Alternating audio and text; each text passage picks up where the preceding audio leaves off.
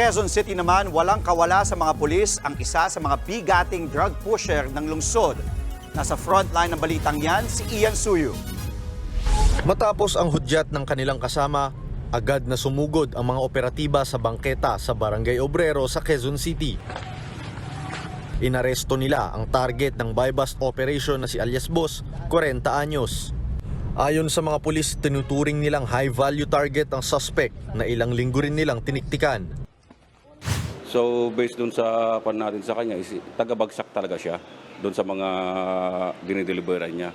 So ang area of operation niya nga, sa gaya ng sinabi ko, dito sa may Batasan area, Commonwealth, Colyat, saka dito sa may area natin sa Kamuning. Nakuha mula sa suspect ang isang pakete ng hinihinalang shabu na nagkakahalagang 680,000 pesos. Sa investigasyon lumalabas na dati nang nakulong ang suspect dahil sa droga noong 2018. Itinanggi naman ng suspect na kanya ang mga nasabat na droga. Napag-utusan lang daw siya ng dating kasama sa bilangguan na ihatid ang karton na may lamang droga. Nakuha lang po nila yun sa hindi po totoo yung mga sinasabi nila. Hindi po yun sa akin galing. Kanino po? May nag-abot lang po. Tapos? Iabot ko lang daw po sa babae. Beauty product. Mahaharap ang suspect sa reklamong paglabag sa Comprehensive Dangerous Drugs Act.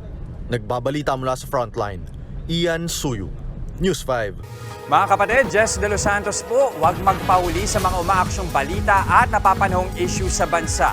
Para sa mas malawak na balitaan, mag-subscribe at mag-follow sa social media pages ng News 5.